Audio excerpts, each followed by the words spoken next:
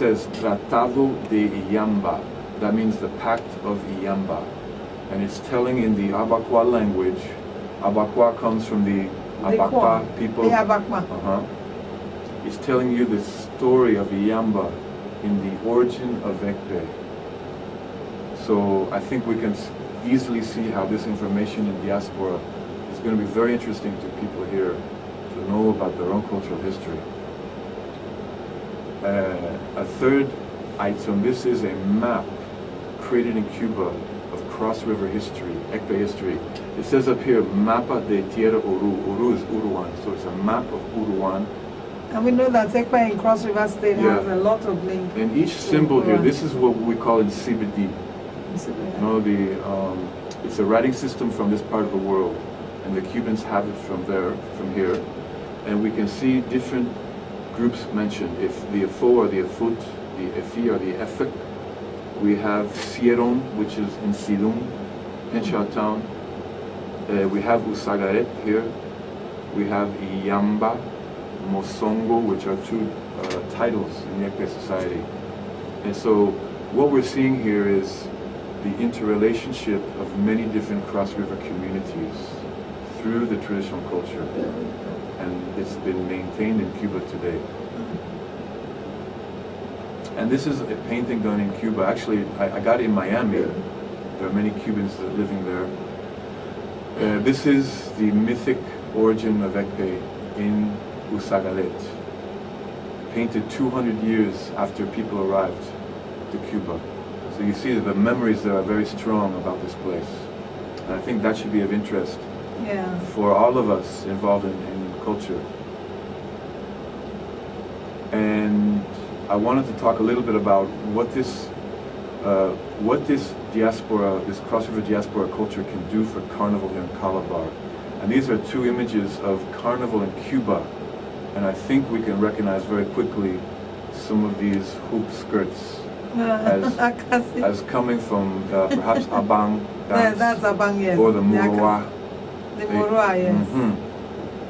So now these images that they're performing today in Cuba are based on earlier colonial images like this one. These are Africans in Cuba, and they're displaying their masquerades during carnival time. And I think this kind of information should be very important to people here doing carnival. Work with your own diaspora, because then you have a unique carnival that no one else in the world will have. And the people in diaspora want to come back and participate in this. Okay, this is the last image I want to show. This was the first encounter between the Cuban Abakwa and the Efik people of the United States. It's the Efik National Association meeting in Brooklyn, New York, 2001. And I was the one who facilitated this. You see the Cuban mask here. This one is actually now in the National Museum. I pray that people will go to the museum, look at their exhibits. This mask is there. It was brought when the Cubans came in 2004. Okay, is it the museum here in Calabar? Yes. Okay, okay. Yeah, and so there was an encounter in 2001 with the Efik National Association, another one in 2003 when Obong Henshaw went to the U.S. Okay. Another one in 2004 here in Calabar, thanks to the support of Governor Duke. And finally in Paris in 2007. An entire troop of Ekpe went from Calabar to Paris to meet the Cubans. And we saw last week some of the footage from that. Yeah, and we're going to see the actual meet between the Ekpe from Cuba and the one from Calabar. We're going to do that immediately after this segment. But I must really thank you for what you're doing. And you know, one problem we have as a people back home is documentation. We don't know how to document most of our facts and all that. Are you going to work also to try and educate those that are the custodians of our culture to find a way of documenting what we have? Because it's so nice that the Cubans did all this, you know, but if you come back to Calabar, I'm sure you will not find anything written down. Okay, now let's go back to, this must be the Cuban group. Yes. Is that Ekpe? Yes, that's their masquerade. Okay. So we're somewhere in the middle of the show right now. Okay. But you see around the stage, we see CBD signs. Okay. And they're alternating Cuba, Nigeria, Cuba, Nigeria. Okay, so to show the similarities. Oh, that's great. And you see the Cuban mask is playing its CBD there. So what about the drumming? Do they have their own drummers, or they are dancing to the same drum?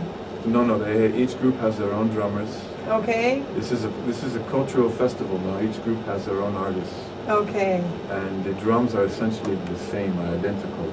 Okay. In their construction, in the way they play them.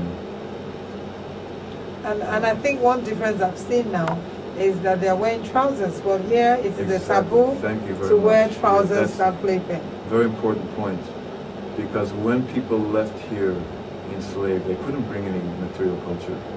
They brought their ideas in their head, and so things like the ukara cloth, the loin cloth, there was no workshops in the slave societies to make this kind of stuff. Okay. And they had to hide anything visible about their culture. This was kept hidden for centuries in order to survive. Okay, but now... So the Cubans do wear their trousers, but they also roll them up in ways, they're transforming the Western pants. Okay.